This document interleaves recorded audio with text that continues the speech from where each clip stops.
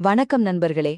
இன்னைக்கு தங்கம் விலை விக்கிற விலையில புதுசா நகை வாங்குறத விட அவசரத்துக்காக அடகு வச்ச நகையை எப்படி மீட்க போறோம் அப்படிங்கிற கவலை தான் பல குடும்பங்கள்ல நிம்மதிய கெடுத்துக்கிட்டு இருக்கு. மாசம் மாசம் கஷ்டப்பட்டு வட்டி மட்டும் கட்டிக்கிட்டே இருக்கீங்களா? எத்தனை வருஷம் ஆனாலும் அசல் ரூபா கூட குறைய மாட்டேங்குதேன்னு நள்ளிரவுல தூக்கமில்லாம தவிச்சிருக்கீங்களா? அப்ப கண்டிப்பா இந்த வீடியோ உங்களுக்கானது தான். இன்னைக்கு நம்ம தமிழ்நாட்டுல இருக்கிற பல புத்திசாலி பெண்கள் ரகசியமா பயன்படுத்துற பேங்க்ல கூட சொல்லித்தராத ஒரு super master plan rolling method பத்தி தான் பார்க்க போறோம். ஆமா நண்பர்களே, உங்க நகைய ரூபா கூட கூடுதல் வட்டி கட்டாம உங்க கை காசை வச்சு எப்படி புத்திசாலித்தனமா சுழற்சி முறையில மீட்கலாம் அப்படிங்கிற ரோலிங் மெத்தட் ரகசியத்தை தான் இன்னைக்கு நாம ஒரு யதார்த்தமான கதையோட பார்க்க போறோம். இத வச்சு உங்க நகைய எப்படி சுலபமா மீட்கலாம்னு ரவி செல்வி தம்பதியினரோட நிஜ கதை மூலமா டக்குன்னு பாப்போம் வாங்க. கதைக்குள்ள போறதுக்கு முன்னாடி உங்ககிட்ட நான் ஒரு முக்கியமான கேள்விய கேட்கணும்னு நினைக்கிறேன். இப்போ உங்ககிட்ட இருக்கிற நகைக்கடன் எந்த வங்கியில அல்லது எந்த மாதிரியான அடகு கடையில இருக்கு? நீங்க பொதுத்துறை வங்கியில வச்சிருக்கீங்களா, தனியார் வங்கியில வச்சிருக்கீங்களா? அது மட்டும் இல்லாம நீங்க எத்தனை சதவீதம் வட்டி கட்டுறீங்க? சரி, இப்போ தூக்கமில்லாம தவிச்சுக்கிட்டு இருந்த நம்ம ரவி மற்றும் செல்வி தம்பதியினரோட வாழ்க்கையில இந்த ரோலிங் மெத்தட் எப்படி ஒரு மேஜிக்க பண்ணுச்சுன்னு பாப்போம்.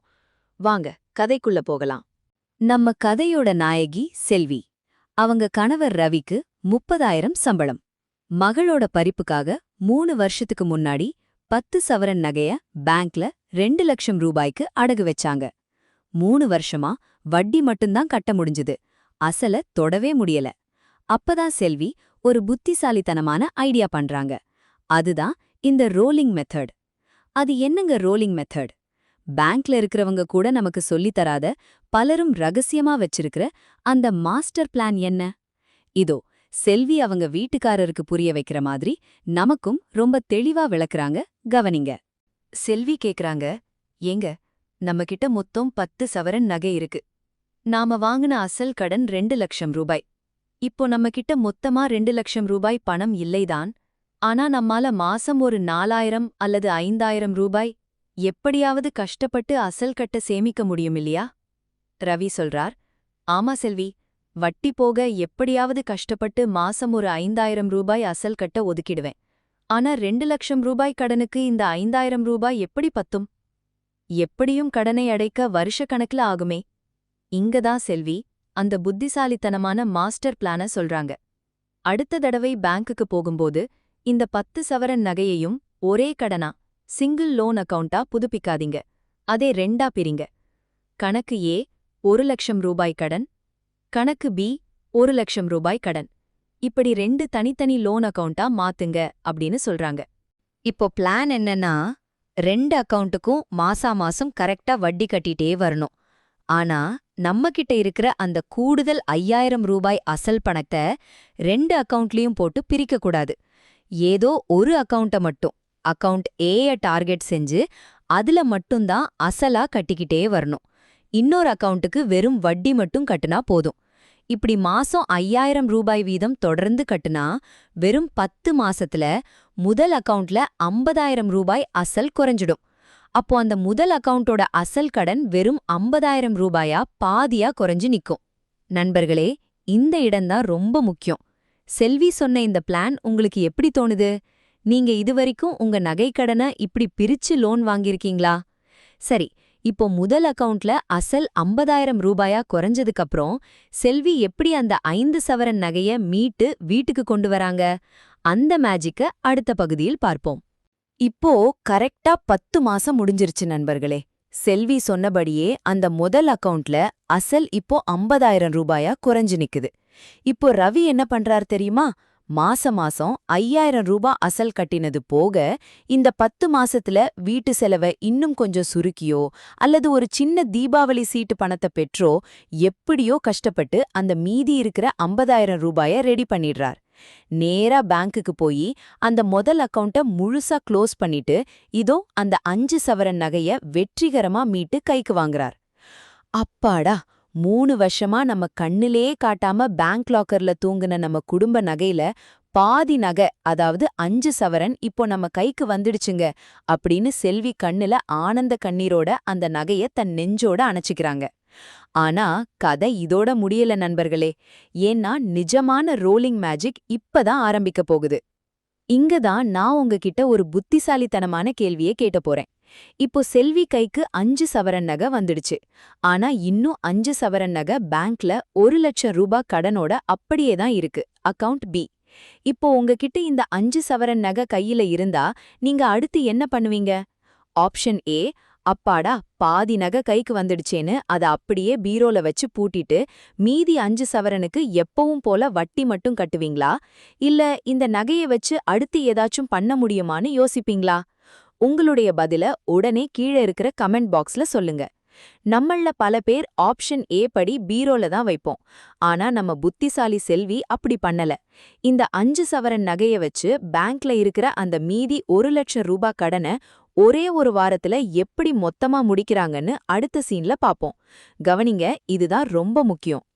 இப்போ கைக்கு வந்த அந்த 5 சவரன் நகைய வீட்டில பீரோல சும்மா வைக்க கூடாது. அதே பேங்க்ல அல்லது ரொம்ப ரொம்ப கம்மியா இருக்கிற ஏதாவது ஒரு பொதுத்துறை வங்கியில, அதாவது கவர்மெண்ட் பேங்க்ல கொண்டு போய் அக்ரிகல்ச்சர் லோன் அல்லது பண்டிகை கால சலுகை மூலமா மிக குறைந்த வட்டிக்கு இந்த 5 சவரனை மறுபடியும் அடகு வைக்கணும். இப்போ என்ன நடக்கும்? அந்த 5 சவரன் நகைக்கு புதுசா குறைந்த வட்டியில மறுபடியும் 1,00,000 லோன் கைக்கு கிடைக்கும். இப்போ இங்க தான் மேஜிக். இந்த புதுசா கிடைச்ச 1,00,000 பணத்தை வச்சு என்ன பண்ணணும் தெரியுமா?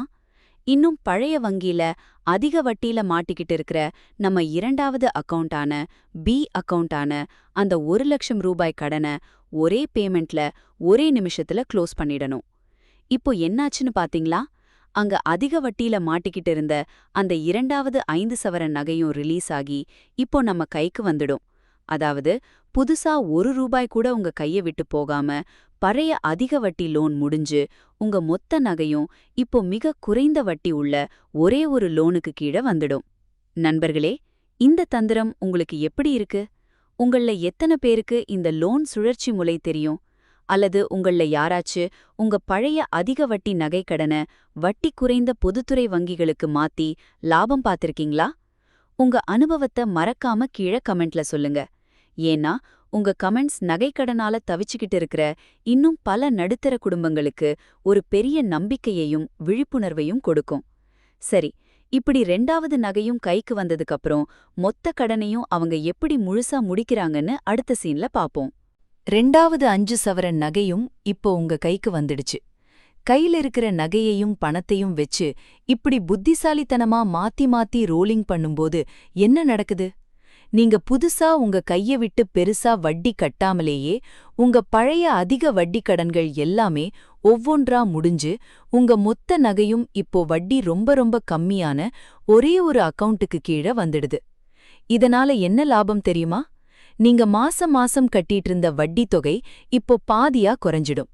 எப்போ ஒரு கடனோட வட்டி குறையுதோ அப்போ நீங்க கட்டுற கூடுதல் பணம் வட்டிக்கு போகாம நேரா உங்க கடனோட அசல்ல போய் உட்காரும். அசல் குறைய குறைய வட்டியும் தானா குறையும். இப்படி ஒரு முறையான திட்டமிடலோட பண்ணுனா 3 வருஷமா வட்டி மட்டும் கட்டியும் மீட்கவே முடியாதுன்னு நினைச்ச அந்த 10 சவரன் நகைய நம்ம செல்வியும் ரவியும் இந்த ரோலிங் மெத்தட் மூலமா வெறும் சில வருடங்கள்ல முழுசா மீட்டு கௌரவமா வீட்டுக்கு கொண்டு வந்துட்டாங்க. நண்பர்களே, இந்த இடத்துல நான் உங்ககிட்ட ஒரு யதார்த்தமான கேள்வியை கேட்க விரும்புறேன். நீங்க இதுவரைக்கும் உங்க நகைக்கடனுக்கு மாசம் மாசம் வட்டி கட்டும்போது அந்த பணம் அசல்ல குறையுதா இல்ல வெறும் வட்டிக்கு மட்டும்தான் போகுதான்னு எப்பவாச்சு பேங்க் பாஸ்புக்கையோ அல்லது ரசீதையோ செக் பண்ணி பார்த்திருக்கீங்களா? உங்களுடைய உண்மையான பதில நேர்மையா கீழே கமெண்ட்ல சொல்லுங்க. ஏன்னா நம்மள 90% பேர் வட்டி கட்டுற அவசரத்துல அசல் குறையுதான்றத பார்க்கவே மாட்டோம். அதை இப்பவே மாத்திக்கோங்க. சரி, இந்த ரோலிங் மெத்தட் மூலமா மொத்த நகையையும் மீட்ட நம்ம செல்வி மற்றும் ரவி குடும்பத்தோட வாழ்க்கையில அடுத்து என்ன நடந்துச்சு? அவங்க முகத்துல நிம்மதி வந்துச்சான்னு கிளைமேக்ஸ்ல பாப்போம் வாங்க. இன்னைக்கு செல்வி கழுத்துல அவங்க ஆசையா ரசிச்சு ரசிச்சு செஞ்சு போட்ட அவங்க குடும்ப நகைக ஜொலிக்குது நண்பர்களே. ஆனா அதைவிட அதிகமா ஜொலிக்குது அவங்க முகத்துல இருக்கிற அந்த நிம்மதியான புன்னகை.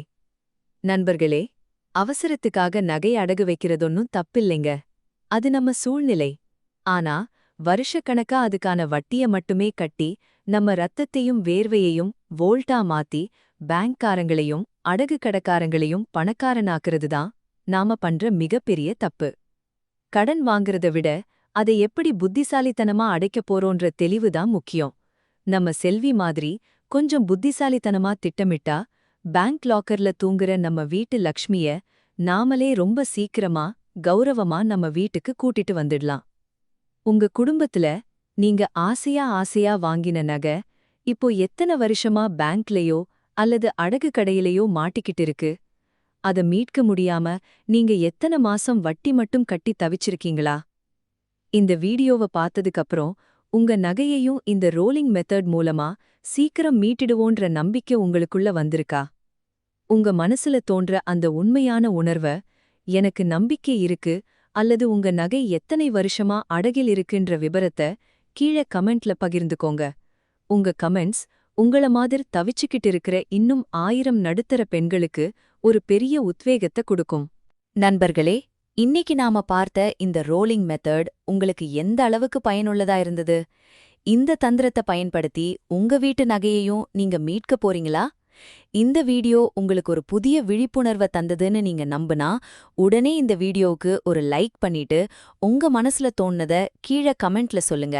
அது மட்டும் இல்லாம நகைக்கடனால மாசம் மாசம் வட்டி கட்ட முடியாம மன உளைச்சல்ல தவிச்சுக்கிட்டு இருக்கிற உங்க ஃப்ரெண்ட்ஸ், ரிலேட்டிவ்ஸ் மற்றும் ஃபேமிலி குரூப்ஸுக்கு அவங்க நிம்மதிக்காக இந்த வீடியோவை இப்பவே ஷேர் பண்ணுங்க.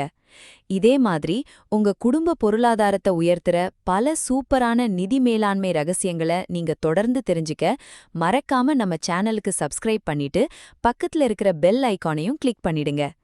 மீண்டும் அடுத்த ஒரு பயனுள்ள வீடியோவில் உங்களை சந்திக்கிறேன். நன்றி, வணக்கம்.